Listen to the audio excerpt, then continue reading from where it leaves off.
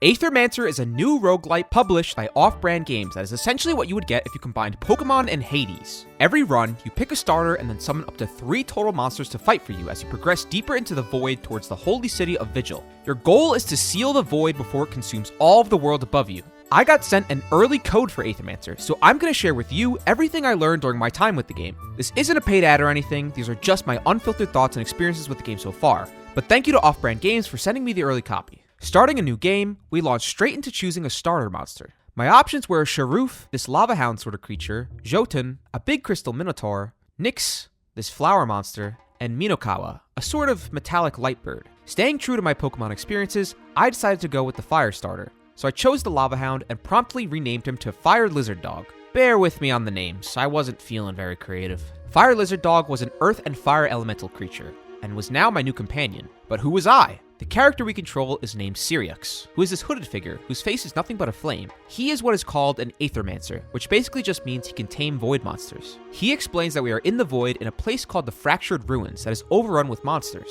After leaving this camp, we run into a wild monster. Jumping into our first battle, much like Pokemon, the game operates in turn-based combat, except in this game, you need elemental aether in order to do special attacks. There's 4 main elements: fire, earth, water, and wind, and a 5th element called wild aether, which can be used to substitute for any of the 4 main elemental aether types. In this first battle versus Wolpertinger, we start with 0 aether, so we're taught that by using our basic attack, we can generate 1 type of each aether associated with our monster to use on our next turn. So in this case, our Fire Lizard Dog produces 1 fire aether and 1 earth aether.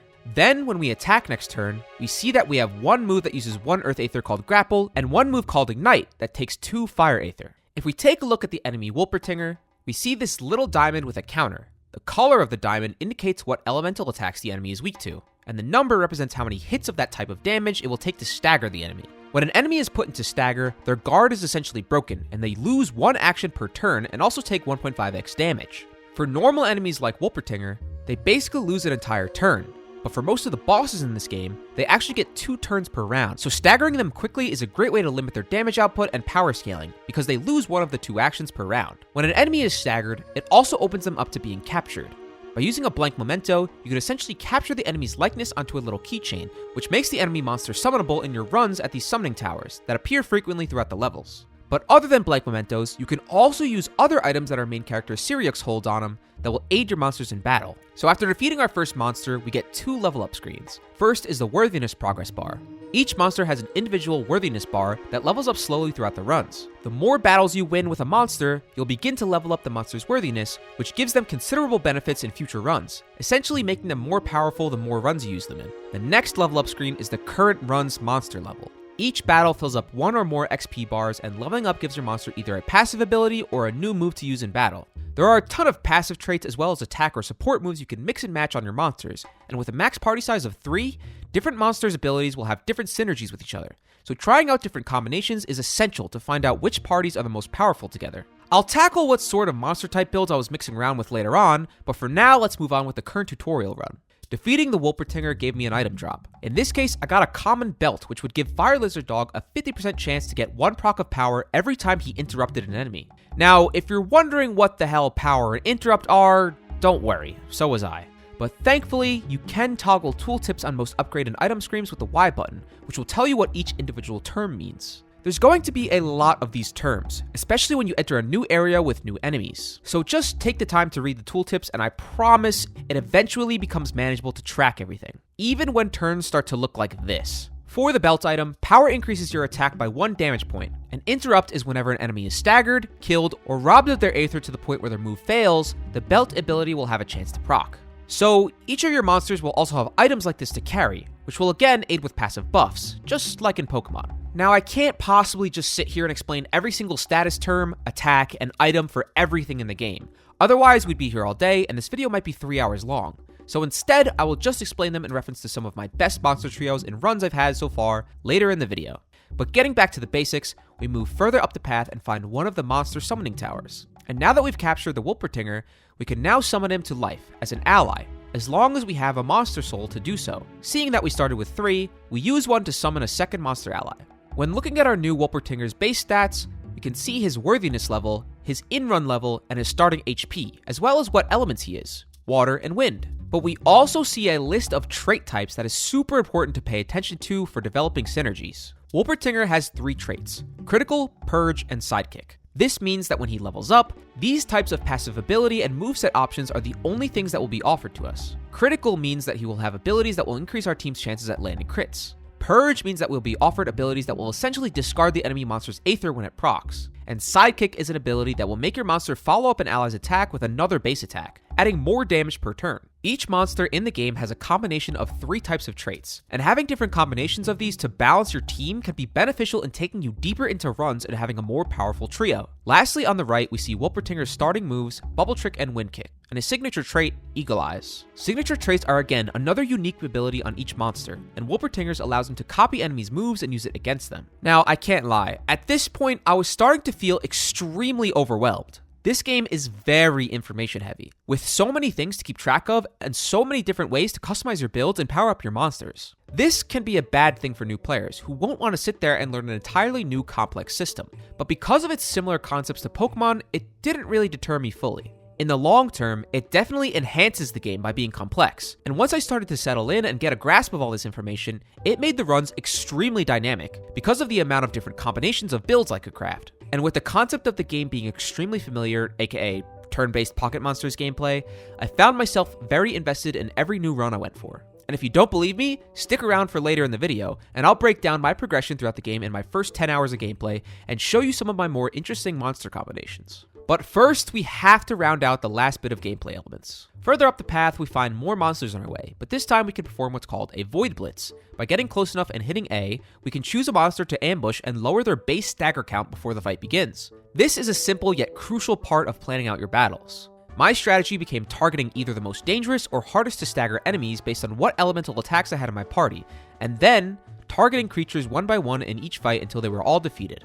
This limits how much damage I would be taking and thus limits risks in the fights. Once I sorta learned what each monster does, it made it much easier to pick which monster to target first in the battle, whether it was by first taking out the heavy hitters or the status effect users as quickly as possible. Some of these poison and burn enemies can be brutal if left alive for too long. When void blitzing, if you do it from on top of a ledge, you actually get an extra stagger count off the enemy you choose, so if possible, always enter fights from above. After fighting and capturing some more enemies, we find our first NPC, the lizard witch Lily. She says she's from a place called Pilgrim's Rest and tells us about soul bonding. Soul bonding allows a monster to be chosen as a starter at the beginning of runs, and Lily will be able to do that with any monster for us with purchase later on. But after that interaction, we come to our first level gate. Here we're provided with 3 routes to take. The left area has an NPC called the Knight, the middle brings us to an Aether Spring, and the right area brings us to an Envoy. Not knowing what any of this meant, I chose the area with the Knight NPC. Here I summoned our third party member, who was this mandrake looking fella I captured earlier, who seemed to be able to heal other monsters in battle. So naturally, to balance my team, I went with him and renamed him to Heal Guy. Very creative, I know. The Knight NPC was here and he sold us items for our monsters to carry in exchange for gold, which I'd been finding in the world when out of battle. I decided to buy a chain for my Heal Guy since he was just born without any items. From here on out, I realized I was out of the tutorial and into the main flow of the runs. I was exploring these zones, fighting trios of enemies to level up, and interacting with these different events in the world like this frog fountain, which allowed me to trade coins for Aether Crystals. Aether Crystals being the currency that I spent in the hub world for upgrades for future runs. But not knowing what they were yet, I decided to keep my in-run gold currency. Heading to zone 3 out of 4 in this first Fractured Ruins area, I went to an Aether Spring, which I still really don't know what it does. You see, all the other gates relate to different NPCs that will sell you things to aid you during the run, but I never really learned what the benefit of the Aether Spring was. So devs, if you're watching this, let me know. There was another summoning tower here, which I was starting to realize they put at the start of every level, but I didn't use it because I already had 3 solid monsters. There were also more random events like this boon thing that gives you 2 options for aid in the run, and more fights with monsters to level up and progress. Another one of these events was this blessed pond where I could exchange gold for corruption cleanse. Looking in the bottom left, I realized that I had this purple bar over my monster's health. This is called corruption, and it is a major factor in runs. The more damage your monsters take that isn't blocked by shield, the more corruption they build up after each battle. Corruption essentially makes your monster start with less and less HP in every battle. You see, at the start of each battle, your monsters are always at full health and 0 Aether, regardless of what occurs in the battle before. But corruption limits them from having their max HP in each battle, so you'll need to find ways to limit corruption as the run goes on. Otherwise, your monsters will be vulnerable at the start of each battle. There are multiple ways to do this though, whether it be from held items, level up abilities, random events in the levels, negating damage taken by shielding or staggering and killing fast, or even scrapping a monster and summoning a new one. But that last one is always a risk, because when using a summoning tower, your options are random and oftentimes limited in what monsters you have to choose from. But even so, with Fire Lizard Dog's corruption as high as it was, I decided to swap him out with this poison goo monster. So with all this newly learned information and a solid first team at my control, I headed into the Zone 4 of the Fractured Ruins, and fought the first area boss, the champion monster of the biome. He was the stone guy, who hits pretty hard with multi-hit moves. And as a champion monster, he gets 2 turns in a row per round, indicated by the moves over his head when it's my turn. However, any elemental attack contributes to lowering his stagger meter because it's this gray color. This monster was able to apply weakness stacks to my team, which limited their damage output. And late into the fight, he puts up what's called Volcanic Guard, which damages any monster who attacks him by applying himself the retaliation status. However, my team was able to overpower him and defeat him, wrapping up Area 1. At the end of each area, we come to a rest site, which has a cauldron here that lowers our monster's corruption by 15. Then there was another summoning tower, where with my limited amount of captured monsters, it allowed me to resummon Fire Lizard Dog with 0 corruption. Then we meet the merchant NPC, who will sell us all sorts of useful items for coin. And without further ado, we came to Area 2, the Forbidden Fortress, where I proceeded to get my ass kicked and died. Dying brings us to a defeat screen, which shows a pretty nifty stat tracker of everything that went down in the run. And respawning teleports our Aethermancer to the peaceful town of Pilgrim's Rest that Lily spoke about previously. This is where the roguelite elements take place, and the game steers away from its Pokemon gameplay and more to its Hades hub world elements. In Pilgrim's Rest, we bump into Gustavo, this capybara tavern keep. It is him alongside all the other NPCs we can find in the Void who sell us upgrades that will persist across all future runs. But instead of trading with gold, which is now all gone, we trade in Aether Crystals, which remain through all runs. Gustavo gives us basic upgrades like an extra discount from the merchant in runs and starting the runs with more gold or an extra blank memento. Down here we find Lily, who will allow us to pay to soul bond with monsters, which again lets us pick them as our starter going into a new run. And then up here is this Aethermancer NPC named Alioth, who gives Sirius upgrades, like making his Monster Flask heals more powerful, and giving him an extra starting skill reroll. As you do more runs, you'll come across more NPCs that will start to spawn in the Void, and some of them will come back to town to provide you with more out-of-run upgrades. But I'll leave those details up to your own discoveries, if you so wish to purchase the game and play for yourself. For now, I feel like I've given you a basic breakdown of what the game is, and all the systems this roguelike experience provides. So now let me show you some of my best monster trios and runs that I've been on so far. There will be spoilers here to deeper areas, monsters, and bosses in the game, so beware if you care about being spoiled. When playing any game in the rogue genre, I feel like there's always that first good run that makes you feel powerful and shows you what kind of sauce the game has that cracks the dopamine in your brain and hooks you into rechasing that same high. And that was this run for me. Most early runs were always going to be starting with Fire Lizard Dog and Heal Guy. Fire Lizard Dog's damage output combined with Heal Guy's healing and regeneration traits made them the perfect attack and support duo for me. Fire Lizard Dog's stats were Critical, Purge, and Burn. I decided to ignore the Purge trait and just fed him lots of crit damage and burn stacking on enemies, making him pretty lethal. For Heal Guy, his job was to provide tons of passive healing with his regeneration trait abilities. When a monster has the regeneration status, they heal for 5 health at the start of their turn. Meaning, if I could get Heal Guy to apply this to my team every round or even have it proc multiple times, then my team would always be healing at the start of every turn. Also, I decided to focus on Heal Guy's weakness trait to limit enemy damage. If the enemies were constantly weak and couldn't do heavy damage to my team, then corruption buildup wouldn't be much of an issue in the long run. My third monster ending up being this 2-headed dog that I renamed to Cerberus. Yes, I know Cerberus is a 3-headed dog, please just ignore it. Cerberus possessed the traits of Sidekick, Power, and Healing. Since I already had a healing monster, I decided to focus on power stacking traits and sidekick traits to aid Fire Lizard Dog in damage output and killing enemies faster. And the build really started to come together when I found tome items for all 3 of my monsters. This item not only has a 50% chance to proc extra weakness on enemies, limiting incoming damage, but also this one in particular gives an initial 5 shield at the start of combat and gives extra Earth Aether with basic attacks. Then I got another one that applies 3 weakness at the start of combat to a random enemy. So with 3 of these tomes, I was really able to stack weakness on enemy trios, negating all incoming damage and limiting corruption buildup, especially when sidekick attacks from Cerberus also generate an extra weakness proc, meaning I could essentially get more than 3 weakness procs per turn from the 3 tome items. So that was the core of the build, and with this, it was able to take me all the way to the first zone of Area 3, where I was tragically too weak and beat up by then to handle the strength of these new enemies who I didn't know anything about.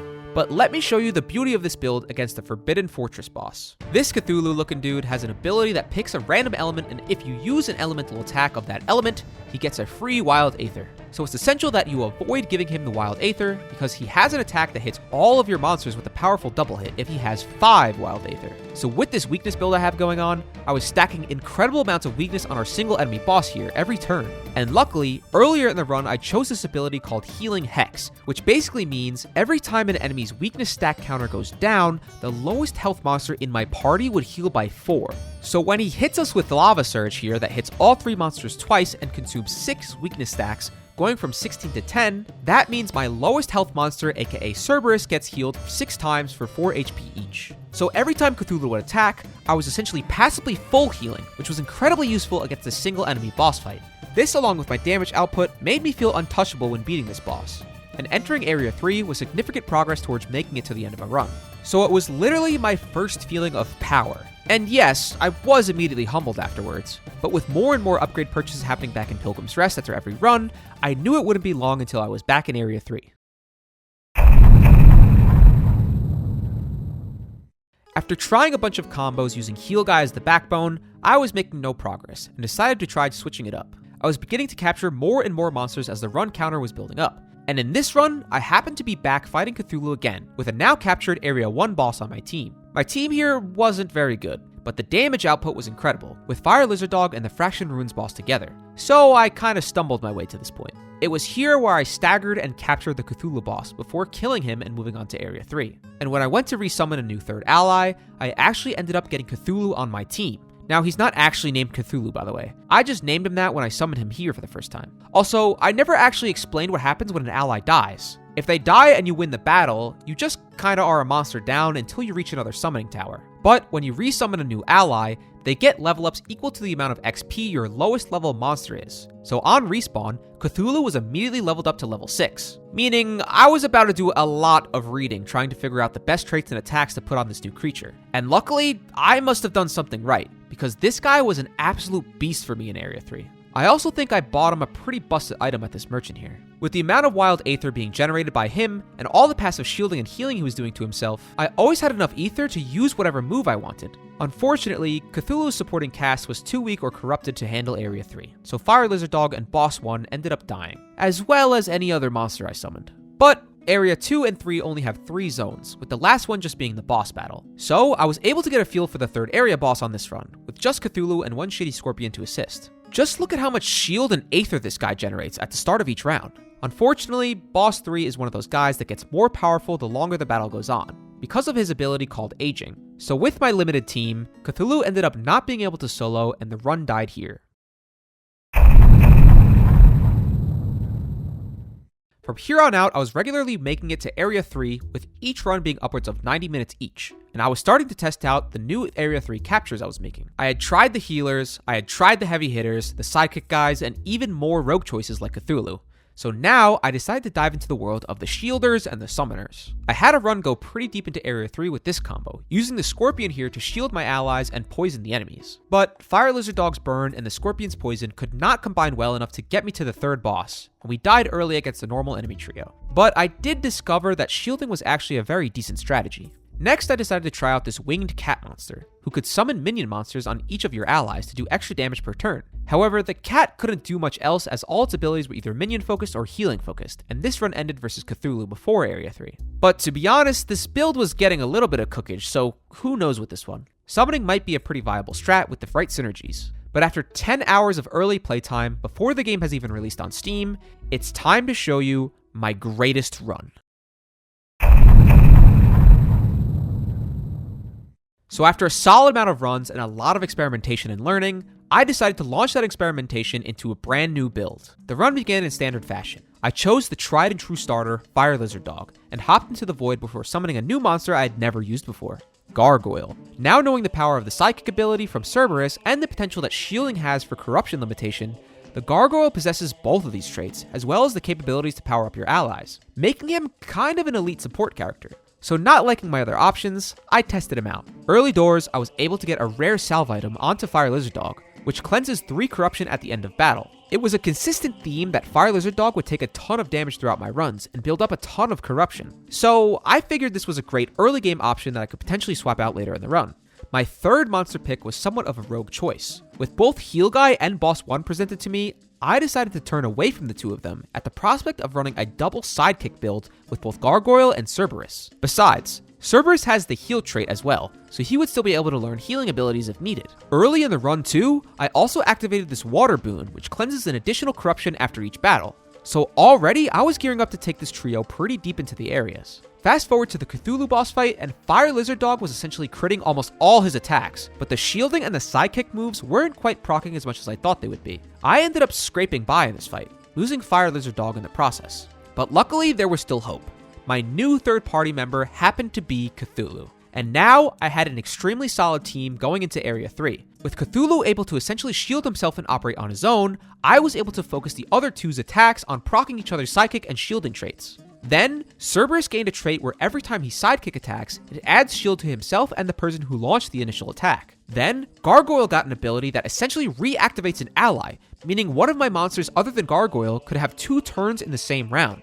This was not only great for using all my Aether that Cthulhu was generating every round, but also it was good for generating more Aether for the next turn with the extra basic attack. But not only that, it also allowed me to make use of as many sidekick attacks as possible on the same turn, because by reactivating Cthulhu, his last attack of the round would trigger any remaining sidekick abilities on Cerberus and Gargoyle, which then in turn would proc more shield gain from Cerberus' ability. I know it's a lot, it sounds like a mouthful, it's a bit confusing to follow, but essentially I was gaining more actions per round, thus generating more Aether, more damage output, more sidekick procs, and in turn more shielding on top of each troop. So my team was more protected and killing faster, making quick work of Area 3 with limited corruption buildup. And the increased amount of actions and damage output was incredibly strong against the Area 3 boss. As I said before, the aging trait on the Area 3 boss makes him more powerful the longer the battle goes on. He does strong multi-hit attacks, strong multi-monster multi-hit attacks, summons 2 minions for extra damage, and causes weakness towards your monsters. So like most enemies, the quicker he dies, the better off you are. I was able to take out the boss on turn 5, although not without casualty. I ended up losing Cerberus in the process as he got targeted by this 5-hit multi-hit attack, followed up by 2 minions shooting him, and then a whole team multi-hit attack that took him out. Whatever abilities this guy had allowed him to take 3 turns on this round, and with 2 out of 3 of them targeting Cerberus, with the first being his most lethal attack, he couldn't survive. But nevertheless, I killed the Area 3 boss and was left with the spear snake monster heading into the final area, the Void. Without spoiling too much, your whole goal as the Aethermancer is to seal the Void which is spreading, and Area 4 is essentially the center of it all in the Holy City. Entering Area 4, we're standing in the purple nothingness until suddenly we are confronted by a boss battle. You see, Area 4 isn't much of an area. It's simply just one final battle versus, I guess, the overall antagonist of the game. I didn't learn much about this guy, but he's a tough opponent. This Skeletal Crow is, as far as I know, the final boss of the game. He has 3 points of attack to choose from: the blue hand, the red hand, and then the boss himself. The blue and red hands will choose 1 monster each in your party and curse them, making any elemental moves those monsters do add corruption mid-fight. Now, I don't actually know what this does. I don't think I lived long enough to know how the corruption affects me. It didn't touch my total health or lower my health in any way when I use these moves while cursed. My only thought could be that if the corruption gain becomes more than your total health, that the monster insta-dies? I don't know. If you figure it out, let me know in the comments below. The only way to get rid of the curse is to stagger the hands with elemental damage, making them unusable for a couple of turns, thus freeing up your special abilities. But at that point, the boss will summon clones of your troops that will have way more health and uses your own build against you. Okay, update, I'm editing this right now, and I just realized that the move where he clones your team is called Corruption's Grasp, which makes me think that if you're cursed and you take on corruption, he clones you. So you shouldn't do special attacks when cursed, because otherwise he's going to spawn a clone of you to attack you. So I think that's what it does. Could be wrong still, but who knows. So my annoying shield and sidekick build was now kicking my own ass. And then to top it all off, this final boss was stacking terror on all my monsters, which literally does 1 extra hit of damage on the first hit for every stack of terror. Meaning with no way for me to cleanse my monsters of status effects, the longer the fight went on, the more vulnerable my allies got to each attack. All of this combined made my build feel powerless, and I ended up going down to this final foe, killing off my crazy sidekick build. And that is the extent that my first 10 hours of playtime got me to in Aethermancer. I must say, it's a bit of an overwhelming game, but if you like Pokemon and you like roguelike games, then this one's probably going to be a blast for you. I feel like in this video I covered a lot of ground without spoiling every detail of this game. And besides, there's still a ton of mechanics for me to do in my own playthrough that I haven't even scratched the surface of, like shiny alternate monsters and hidden special monsters to capture. So leave a like if you enjoyed and subscribe for more fun breakdowns of video games. Also, comment below your thoughts and experiences after you get your hands on the game, which is available now with the link in the description below. Thank you again to Offbrand Games for the early copy, and yeah, thanks for watching.